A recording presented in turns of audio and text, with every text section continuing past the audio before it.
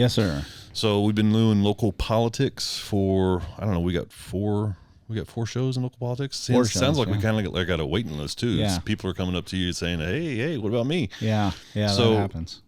We have a race coming up here in November. We have 5 candidates running for mayor in Cibolo because Dosh Boyle is stepping down. He won't be running. Well, he termed out. Yeah, right, termed out. And then we have in Schertz, we have 3 mayor candidates. We have, of course, the mayor of Schertz, Ralph, is running, and he's got 2 opponents. And we also have a council race that's at large in Schertz, so it's citywide. So we want to try to get those 3 candidates in here as well. And I think the idea is we're going to ask them our 10 secret questions that nobody can see, our secret questions. Yeah. And we're going to splice those answers together. Hopefully you can do the edits on those. Yeah, hopefully. We'll see. I know a guy, if not.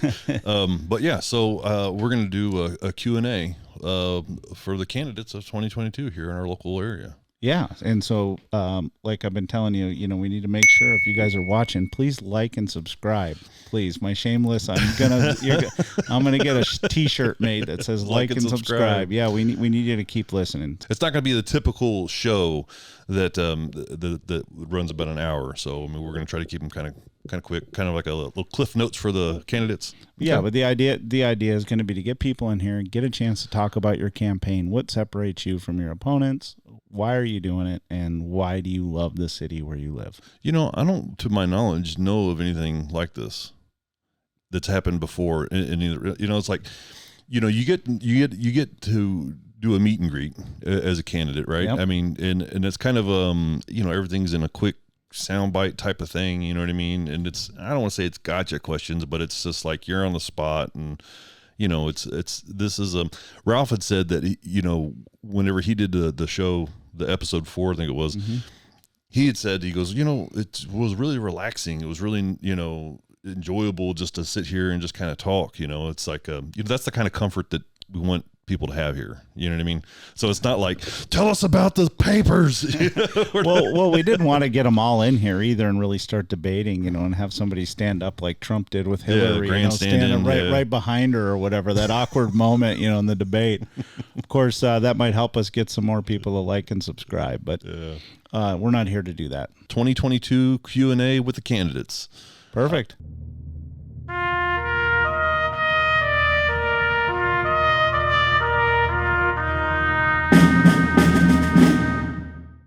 I'm in a good mood today. Yeah. Yeah, yesterday was a little different. All right, here we go. How long you been in Schertz? What do you do, and why are you running for council?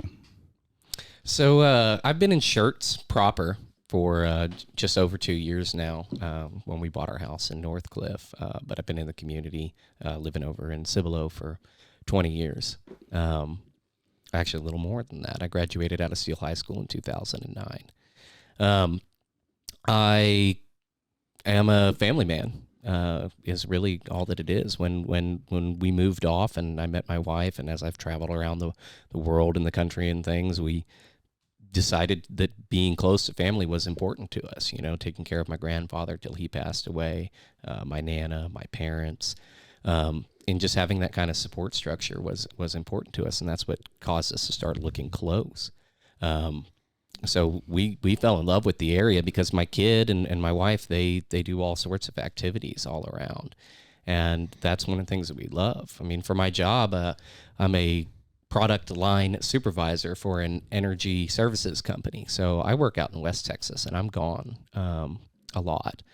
I'm there for 5, 6, 7, 10 days at a time. I'm back home for 7, 10 days at a time. I'm in and out. And so I needed a community that was going to be a safe place, a comfortable place, for my girls to exist in. And we really liked Schertz, and I really liked the little pocket that I'm in over there, and being part of Comal County as well, and just how quick I can get onto 35 and get up and down to anything that we need to get. So I really just being close to family and having my family and raising my family safety was important to me.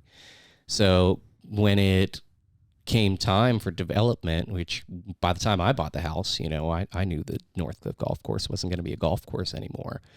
So we started looking at what they had plans for over there. And what inspired me to get into it is just how upsetting the proposal was to my community, and kind of seeing a spot where it looked like somebody needed to step up. Somebody needed to, do the boring legwork of like read the UDC, go through these things, like understand what is the difference between shall and may and will and things like that. And having my family's previous experience with toll road and whatnot, we are kind of squared away in doing that boring research and work and playing the game by the right way. Additionally, I think it's important because my wife and I talked, and we talked about this probably 6 months ago, and it's funny how it lined up with it, that were we going to sell the house because the values are so great right now? Should we sell the house? Let's get in the RV. With my job, I'm afforded a lot of freedom. So I was like, well, we could travel around for like 2-3 years, wait for the markets to level out, come in with a bunch of cash and get another place somewhere and always be improving a little bit. And we sat down and we thought about it. We were like, man, this house has everything we need. I love my neighbors. My kid walks up and down the street, giving out eggs or playing with her friends, and everybody watches out for her. Everybody's active. Everybody's informed.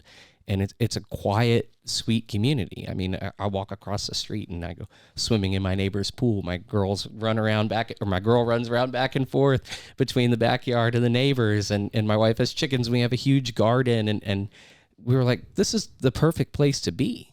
And I believe Schertz has so much to offer, and it's done so many things right for so long that, really I want to get on and I want to add to that. That was one of the things that just so happened to work out coincidentally, that there wasn't anybody in place too. So you're not running on a platform of, oh, I don't like this person's ideas, or, oh, I don't like the actions this is. I'm able to come here and say, hey, look, this is my vision. These are the things that I think. I want to hear the things that you're saying, and let's work towards that goal together. I get to put these ideas up into the wind and see what takes flight. So I've been in Schertz for 18 months. I actually moved from Selma to Schertz. I lived in Selma for a couple of years and came over to Schertz and decided to expand my family a little bit more. The reason why I'm running, I'm sorry, I want to make sure that I answer the next question correctly. The reason why I'm running, number one, is because I wanted to continue to provide my well-known Army values into what I plan to do with the community. And so just transferring that servant leadership from my philanthropy in the community, as well as what I already do in the military community, and bringing that togetherness and that family and that experience into helping out the city. So that would be a great opportunity to continue to be a part of something that is bigger than just me. I think it's honorable. It's honorable. So it will be my honor to bring my passion to the city. What I do in the community besides running a campaign right now. So quick deal. I mean, I'm an Army veteran, trained right out of Fort Sam Houston. So I'm also a military child, military born and bred, brought up with the understanding of military values. I currently work for a large financial institution here in San Antonio, and I am also a small business owner. So I own a commercial janitorial franchise, and I'm here. What are the most important challenges facing the city, and how do you think these challenges could be addressed? I think the most challenging things that are facing the city is our economical growth. I think that it's really important to really invest and maintain our quality of life resources so that everyone can be able to grow and know in the same city. Ultimately, our infrastructure, everybody looks at infrastructure and roads and they're like, sheesh, it needs some upgrades. I've heard that's really huge with a lot of our residents, but everything kind of comes in time too. I mean, everything can't be done immediately. It has to be part of the budget. So we have to be very mindful of what's really the next priority. But ultimately, that leads to safety things as well. So the next area would be like a domino effect. Like those things also provide safety. So I definitely would say those are some areas. And then really, keeping our taxes low. But you can't really keep taxes low without great infrastructure and economic growth. Those things provide so many, benefits. So we want to continue to grow, but in the best way possible, so that we can also have the best benefit as residents. So I think one of the biggest things for the city right now is, our tax base and our tax rate and trying to balance and find that out. I think Schertz has done a good job of like making a budget and sticking to the budget. I think consistently they've come in under budget for the last couple years.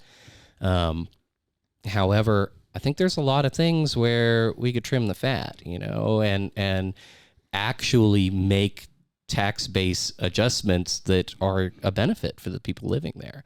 It just like this last rate, everybody's like, oh, well, we lowered the tax rate. Well, no, the state came in and told you, and that whole fiasco. And there's ways that we can do that with things that we're spending on. I mean, that's the thing about being fiscally conservative. When I say it is, it's not a sexy viewpoint. It's not exactly popular. People are like, oh yeah, we definitely want lower taxes. But when you're sitting there, you're going, well, you guys are wanting to open this pool, or, oh, you want the city to buy this land and turn it into a park. What does that do?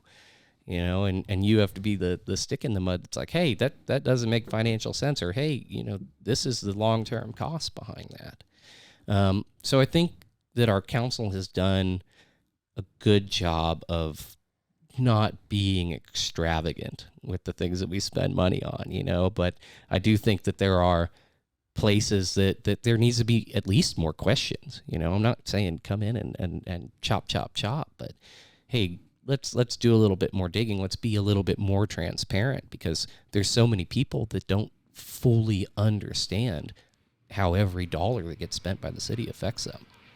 And so I think that's a big thing for us.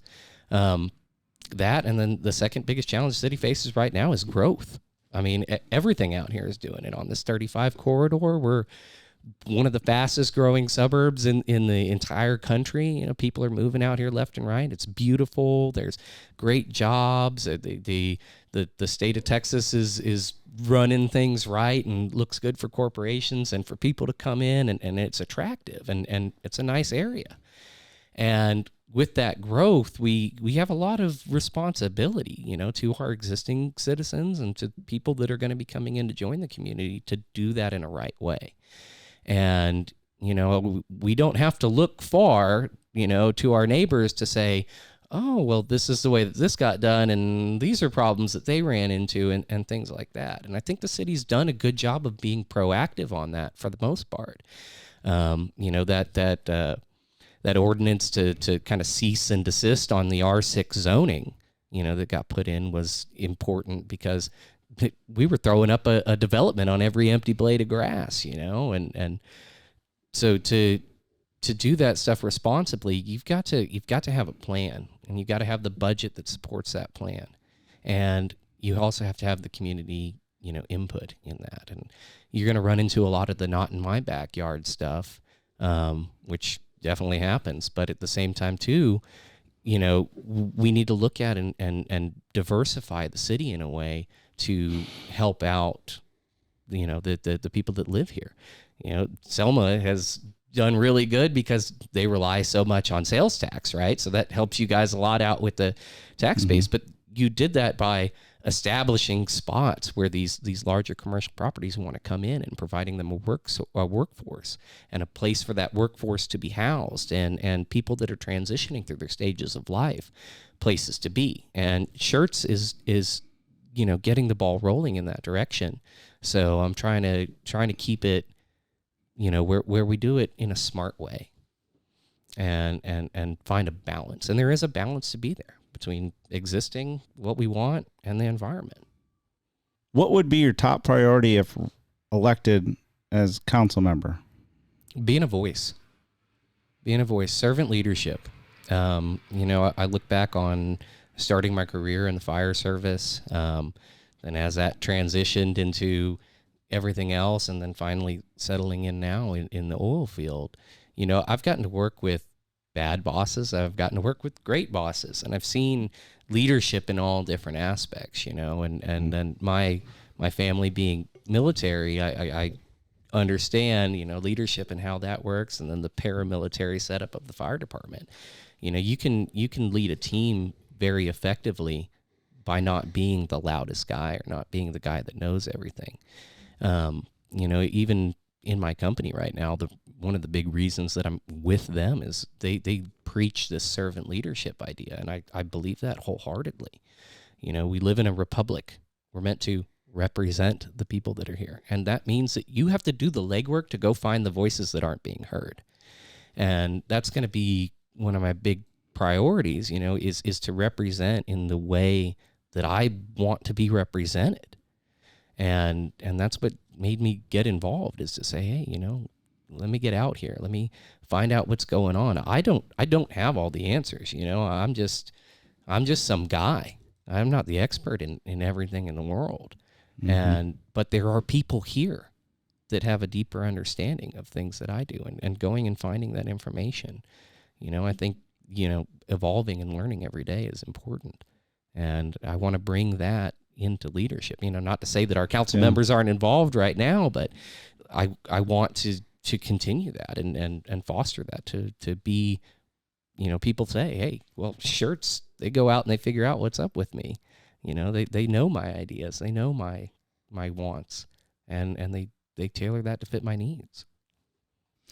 So I like to say, wishful thinking. I feel really good about this campaign. You said if, and I think that God's willing, because I'm a God-fearing woman, I feel like he's going to place me where he thinks that I will be of the most service.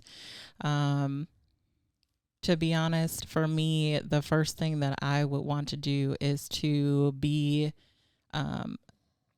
review our processes that we currently have, so I can see how we can make it a little more transparent for our new businesses to want to grow and start here in the city of Schertz. So the very first thing that I would do is I would gather with all of the key stakeholders, which would be, of course, fellow council members, the mayor, our city manager, all of our top management for every division, and just ask, hey, what do we have right now? When's the last time it was reviewed? And how can we look at it now and see how we can make this the best plan so that we can grow this city the way that we want to, and continue to make it the premier city that we've already stated it to be. Because our city is literally a city of service, community, and opportunity. We stand by those pillars. And so we want to be able to provide that. Once you provide a service, you're bringing the community in. Once you bring the community in, that opportunity is now provided. So it's like a beautiful flower that like grows. So you want to make sure that you include all those aspects of what we've already said that we are. The city just completed its budget cycle. If anything, what would you have wished the council done differently? That's a tough question.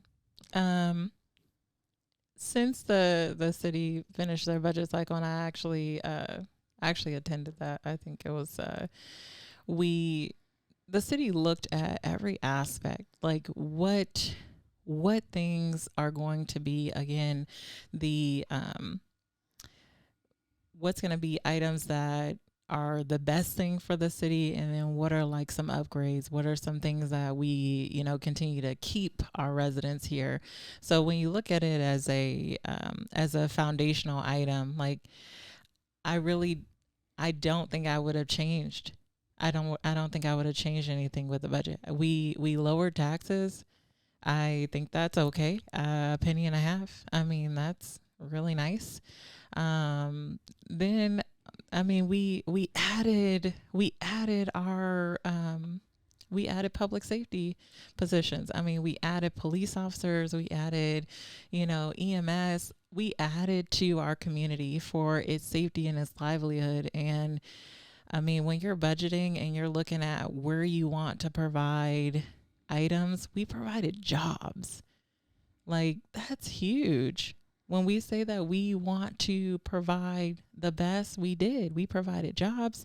We're helping families. When you think of things like that, you have to really think of it holistically. Like, once you provide a household with income, you're providing for a family to grow. And then you are now making that generation better. You're teaching them, you're guiding them. And then when I think about it as a parent, I'm like, you supply me a job, I'm going to go home and tell my kid, like, I got a new job. And then it just energizes the whole house. And then you're like making everybody happy.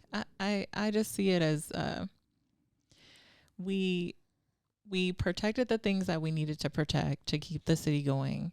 And then we also improved it by creating new opportunities. So I wouldn't change anything. I think that we were very fair, and actually we threw in some sweeteners, if you will, and helped out different parts of our city, like the library. And, so we're continuing to help young minds grow. And I mean, we said yes to a lot of things that actually wasn't said yes to before. So I wouldn't change a thing. So I'm still digging and reading through our budget, line by line, and looking at this and looking at that, and doing a lot of research on it. Because like I said, I'm not the expert in everything, right? Yeah. Matter of fact, I don't even do the money in my own house. My wife, she's an accountant. She's the expert in that. She does it. I go make it. She squares it away, makes sure we're taken care of. But right off the top, I look at these things that catch my eye, like $760,000 for pools, and it's like, okay, well, where are we adding value into our community with that? It's most of these HOAs that are getting put in our new neighborhoods, they have their own pool. Why are we doing this? 1,600 residents used the city pool last year. Like, okay, we're spending a lot of money and we're targeting a very small amount of people. And, not to say that their needs aren't important or don't need to be met, but is there a better way to do that? Is there a public-private partnership that we can get in and figure something out like that? Because, we need to add value. As a government, you need to add value with the dollars that you spend, not just spend dollars to say, oh, well, here's a service. Same thing, like one of the hot button issues a lot of people talk about is our magazine, I had this argument with the wife. She's like, I love this magazine. I like to read it. I love having it in my hand. I'm like, yeah, well, that's money that gets spent by the city, and, does it bring a value to you? And I think everything needs to be broken down into, okay, does it add value? Is it necessary? Yes. Okay, then how do we do it most effectively? Is this something the city needs to take on, or is it something that we outsource, or and I like the budget this year, with the exception of the increase. I think that as we're growing, we're kind of in a spot where you do need to spend. You need to spend on infrastructure. You need to spend on firefighters and police and EMTs and make the groundwork for your city to be safe and effectively ran. But we also need to do that not so sexy responsibility of saying, hey, where's the value in this? And where are we looking at on the road or down the road? What best separates you from your opponents? So like I said, running unopposed, I'm not running against anybody. At least that's not how I view it. I'm not out to say, oh, I'm stronger in this idea than my opponent. Oh, I'm stronger in this. I'm here to share my ideas. And my ideas are my ideas. They are inputs that I've gotten from community members and neighbors and things like that, and to present these things and say, hey, this is the type of leadership that I want to represent. These are the type of ideals and fundamentals that are important to me. If these are important to you, if you believe in me, that you're going to have an ear to talk to, and somebody that's going to seek you out and say what's on your mind and bring up your points. If you believe in that, then vote for me. If you don't, there's two other candidates in the race, and they have their own ideas and they have their own things that they think out of. So, I mean, honestly, maybe it's bad politics or bad strategy, but I'm not, thoroughly investigating my candidate's position on this and that because, we've got a big thing going on in my backyard, and we've got big things going on all over the city. And, I'm going to focus on that. And that's kind of my platform is, hey, look, this is the deal. If you think I'm knowledgeable, you think that even if I don't know that I understand the process to go and do the work and come up with an answer that's going to be the best. And here's the other thing. Also understand I'm not doing it alone. There's 6 other council members up there and a mayor, and say, okay, well, I think this is the guy that represents me, that says me. Politics isn't getting in line behind somebody. It's saying, hey, this person understands us and is going to talk for us and is going to work for us and getting in line with that. So I really don't have a good answer to that question because I, honestly, outside of what I see on their signs or on their website or what they've shared with me when we've been at events together, I don't have a full in-depth view of each of my opponents' platforms because, I'm not viewing them as opponents. We're all people that are stepping up to represent our city. So, let's put that idea into the wind and let the best one fly. Great question. So I decided to run because I'm like you. I'm a resident here of Schertz. I'm not a professional politician. I am just a professional servant leader. Like I believe that, I want to take my experiences I've experienced with, I'm the director of public affairs for a nonprofit organization here in San Antonio, providing grant and scholarship opportunities to lower income families that are seeking to be college bound. I am a business owner, so I do understand the aspect of hard work, pulling yourself up by your bootstraps and ensuring that you're creating opportunities for not only yourself but my neighboring municipalities as well, and I just felt like this is not something I have to do. This is something that I get to do, and that in itself is beautiful, just to have the opportunity to run and to say this is what I want to serve my community with. That's a dream. That's the American dream. So why would I not take advantage of that? And I ultimately just wanted to allow for a vessel of transparency. I want my neighbors and all of the community to be able to come to me and say, you know what, Tiff, how I want to see this, I want to see that, or can you explain this to me? And I want to be that person that they trust to get them the answer. And I'm going to do that. And that's what sets me apart is if somebody asks me, I'm going to go get the answer. And if I can't get the answer, I'm going to get them in contact with who can. It is nothing for you to go the extra mile. It takes nothing for you to do that. It doesn't cost a thing. So,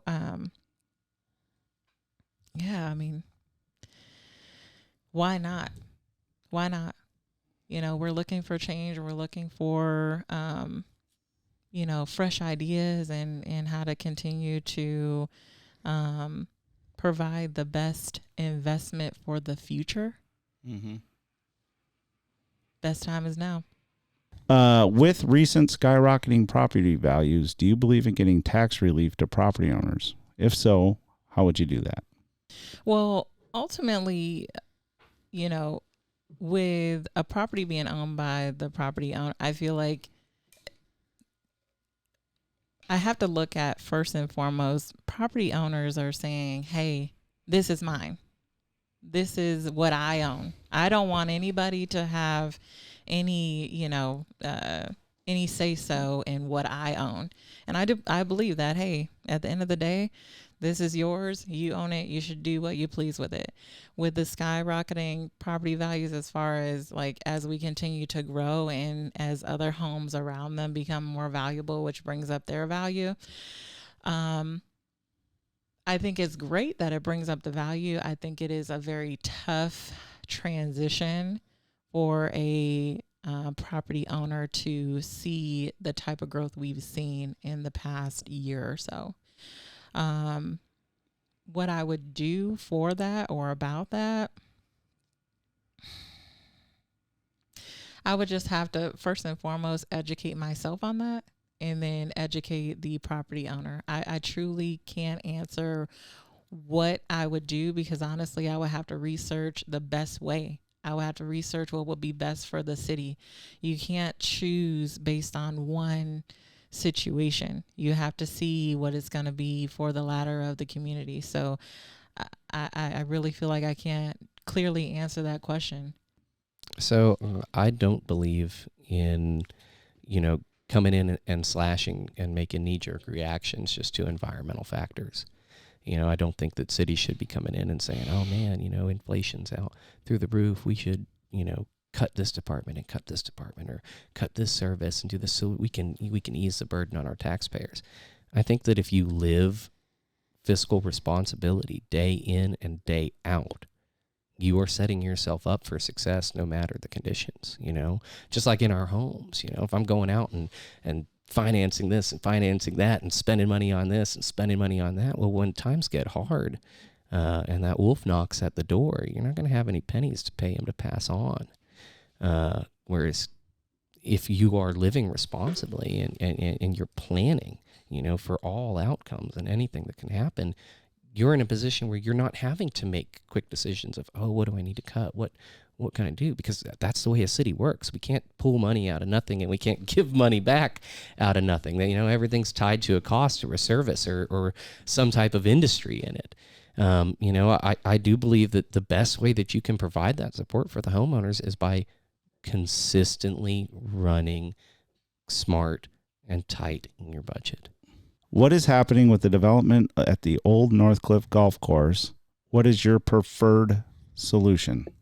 So right now what's happening is that 26-acre parcel is zoned pre-development. Okay, so it's essentially a placeholder. It's nothing. They know that it's going to be something.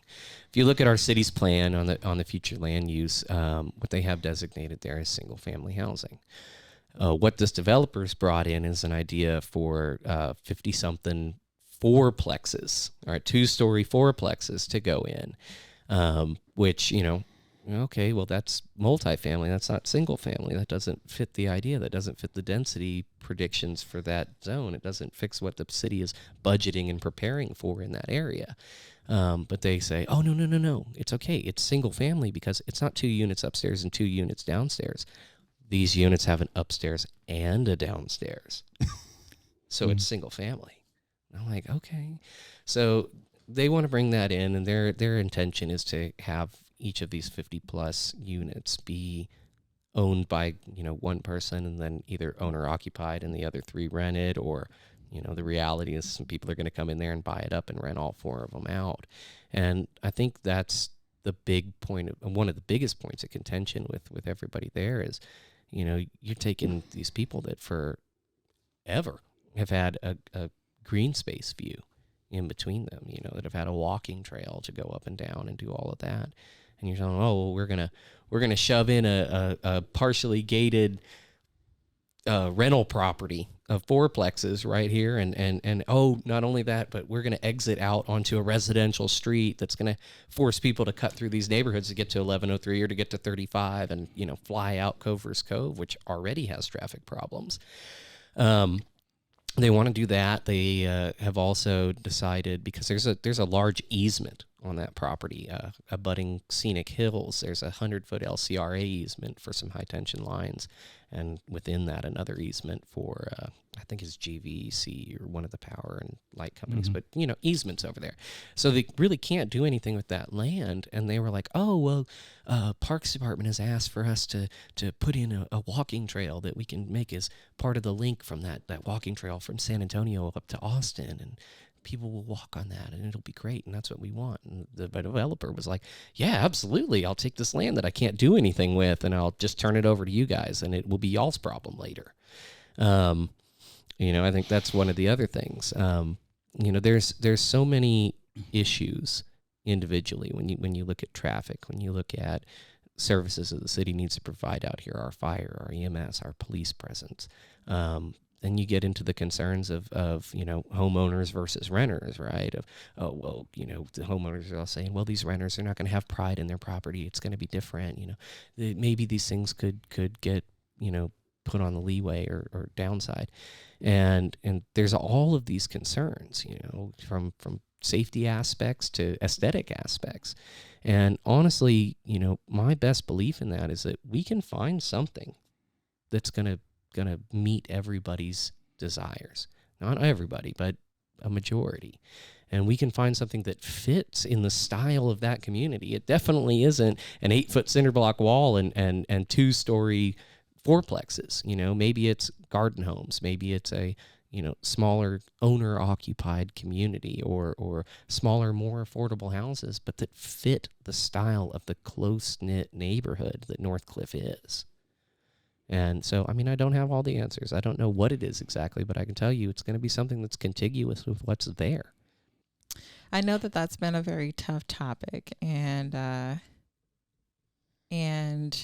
I've heard about this potential development. Schertz is having some growing pains, but I believe whatever decision that is made is going to be the best interest of the area.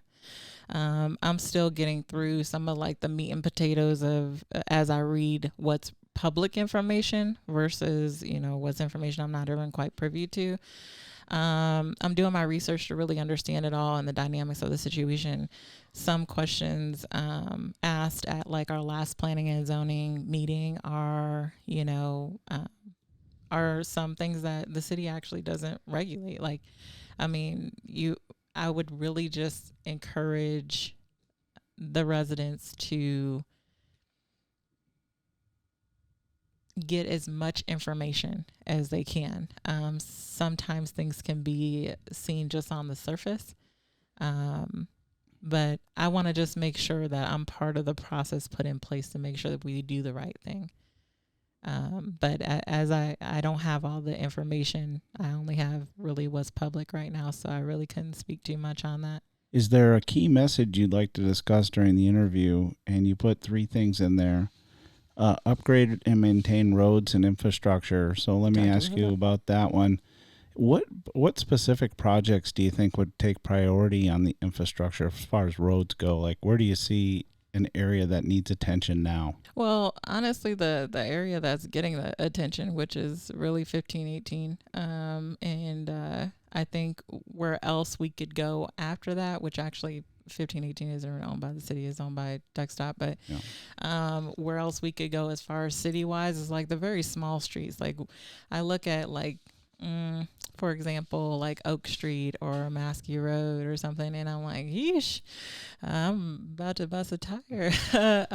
But truly, it's as is prioritized, and I'm learning those things as I go to the different public safety, planning, zoning, and roads and all these meetings that really explain those particular areas of infrastructure. And I would just say every road needs help right now.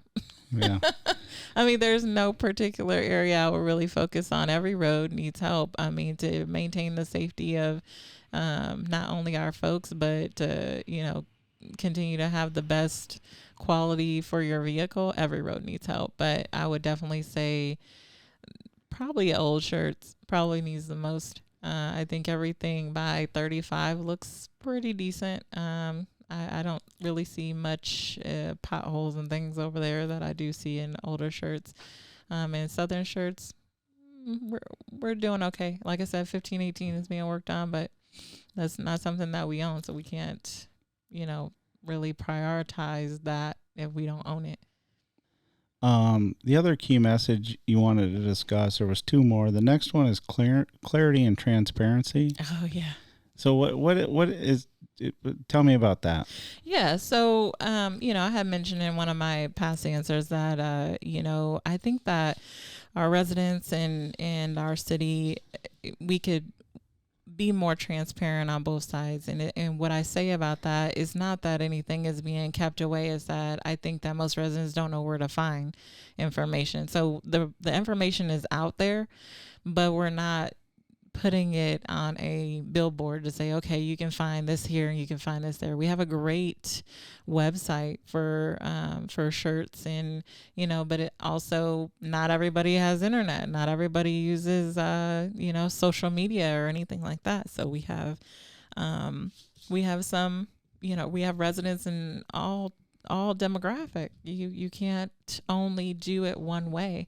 So maybe, trying to have maybe more of a resident forum, and getting those answers from, or questions from, our residents, and kind of giving the answer to them. Now, of course, people would say, hey, we have our city council meetings, stuff like that, but those are things that are currently being reviewed and stuff like that. Of course, our residents get to speak, but if we do more of just a resident forum, maybe particularly for each, start, I don't know if we can ever get into any of our HOAs. I probably would have to look that up. I don't want to say that and be wrong. But just asking our community, like, hey, let's go out to them. Let's be physical. Face-to-face interaction is usually the best marketing. It's the best opportunity to get every amount of feedback that you can. I do believe that it would probably be a little tough the first couple of times around, but once our residents see that we're out here and we're actually active and involved in trying to chat with them and ask their actual viewpoints and feedback, it would become more and more easier for us to kind of start making decisions on where we can prioritize. All right, and then the last thing you brought up on key message is you would like to discuss during the interview. You said quality of life services. So tell me about that. Yeah, so quality of life services is just, the normal stuff. I've heard from a lot of our residents. They're like, hey, how come we don't have more restaurants and more retail and stuff like that? And it's tough. I mean, you got to have enough rooftops to service, to, bring that type of business or that type of resource here. And that comes with what we just talked about, just the clarity, clarity and transparency. Letting folks know, like, hey, we can't just say, hey, let's bring in another brick and mortar, or let's bring in a Freddy's or something random to Schertz without having enough household income to actually keep that business afloat. So it's just about keeping the education at bay. We would love to do all that. If we had all the money in the world, that would be great. If people wanted to increase their taxes, then that would probably be how we would get more of those things too. No, taxes really is more about rooftops. We would need to increase rooftops, and I think that some folks have had a tough time with that too. They feel like some of our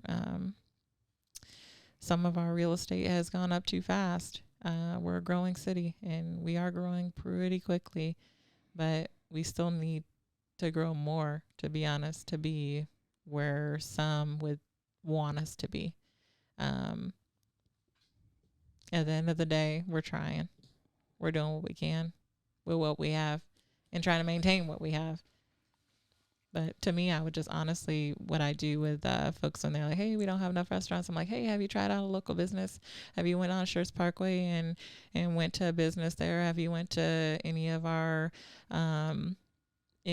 businesses on, in old Schertz? Have you tried out anything new? I mean, or something that was old, but you can go and get a great dinner at a hole in the wall.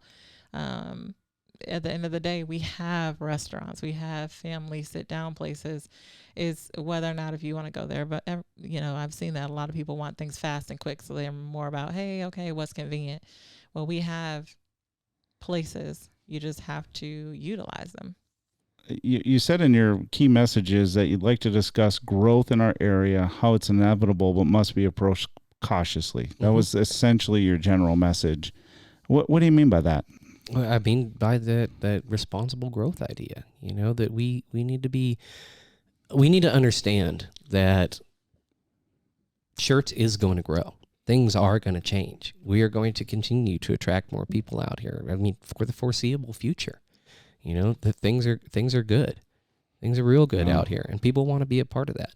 And, as a city, it's our responsibility. Here I go like a broken record, right? We need to provide value to our citizens. We need to make sure that we are lining these things out in a way that makes sense, that we're preparing the budget for, running the right size sewer mains to places where, oh, well, there's an empty field over there now, but in 10 years there might be a 4-building apartment complex that's 5 stories tall or whatever. There's all of these things that they could be. And if we make a smart plan and we stick to that plan and we apportion the budget properly behind that, we can make sure that we're not going to be in a situation where like, oh, we've got our fire stations over here, but we've got this real dense neighborhood over here, and it takes a long time to get over there, and people are getting hurt. Or, hey, we've got a lot of crime, like especially right now up off 35 over by me, like we're seeing a lot of car break-ins. People. It's everywhere. Yeah, it's everywhere. Like, hey, could we get some police out in here? Do we have the manpower and the staffing to support them in their role to be active in the community and prevent it in the first place? And that comes down to making a plan and doing it. The city doesn't get to just, it's a big entity, and big things don't move fast. So you got to point them in the right direction and hope to get that ball rolling. And sometimes it's a big stone ball. And sometimes it's okay if they don't move fast. Yeah. And sometimes that's good. Well, sometimes, unless your term's running out, then you want it to go real fast, right? Well, I learned slow is smooth, smooth is fast. And that's the way to do it. Make smart decisions now, and you'll reap the rewards later. What do you want the voters to know about you and your campaign? I want voters to know that voting is your right. Don't let anyone take that away from you, and don't make it an afterthought. Like, voting is your right. So you're the future family moving in. You're voting for your neighborhood that deserves a voice. You're voting because it's the best way for Schertz to be heard. And I feel like that I'm the candidate worth choosing because I have military experience. I have tremendous volunteer experience. I am connected not only within San Antonio, but also not only in San Antonio, not only in the city of Schertz, but also outside of the city of Schertz, which helps with building those relationships to potentially pulling people into the city of Schertz and wanting to help us grow, which actually keeps our earned income and our tax money continuing to circulate, which is what we really, really want.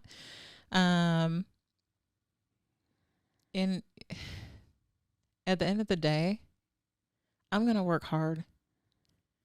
I'm going to work hard for you. I'm going to make sure that you're heard. I'm going to push back when pushback is necessary, and I'm going to hear you out. And I think that those are key areas to focus on, because at the end of the day, everybody deserves to be heard. I want to know I exist. Right? Schertz is a big city. And there's a lot of areas that don't have these issues facing them right now, or at least they're not in the forefront of them. So they're happy, they're chill, they're laid back, they don't know what's going on. And I want people to understand, I'm being a big voice over here in Northcliffe right now, but our council members don't have districts. They're at large. They represent the whole city, right? Yeah. So, I want them to know, like, these things that are important to me over here, well, the things that happen over by you are important to me as well. And I'm going to be somebody that you can come and you can talk to. And not only am I going to be somebody that you can come to, but I hope to be somebody that comes to you and says, hey, this is on the horizon. What do you think about this? What's the best way we can deal with this? And stays active and out there like that. And, really awareness, right? It's a big city. You need to get out there with a lot of people. And number two, I'm not sitting here and bashing anybody on anything that they're doing or saying that, my signs, my wonderful art department, AKA my wife, right, has figured everything out. And my sign's on the bottom of it says demand responsible development, right? Well, that's not to say that our city's, completely backwards and everything's Yeah. horrible. And I'm going to come in here as a savior that understands this whole thing. No, I'm going to be one part of a voice that's going to come in here and continue to keep the momentum rolling in a smart direction. And that's the thing that I want to share is I'm not coming in here and saying, oh, I'm the guy that's got all the answers, or I'm all the change and the growth and the hope and the making Schertz great that you want. I am saying, hey, we've been doing good. Let's keep doing good, and let's try to do better. And and just work towards that. Well, I've had a couple of people ask me how to pronounce your last name, so we might as well get that on the record so everybody knows when they see your sign how to pronounce your last name. Yeah, it's Kendzior. Kendzior. Almost like there's no D. You could say the way I used to teach kids when I do like fire safety stuff is like Barbie's boyfriend has a sad donkey. It's Kendzior. I would like to wrap up by thanking Tiffany, for coming out today and answering our questions and spending a little bit of time with us. And I hope this was enlightening, and I hope we're pushing you to continue to be better. Obviously, you're well-researched. So thank you very much for coming on today. It was an absolute pleasure to be on today. Thank you for having me. And I think that this is a great opportunity for all of us candidates to experience. So thank you. Paul Kendzior, thank you very much for coming on our podcast today and asking questions. And I sure hope you continue to follow Local Politics Podcast, and good luck on your campaign. Absolutely. Thank you guys for having me.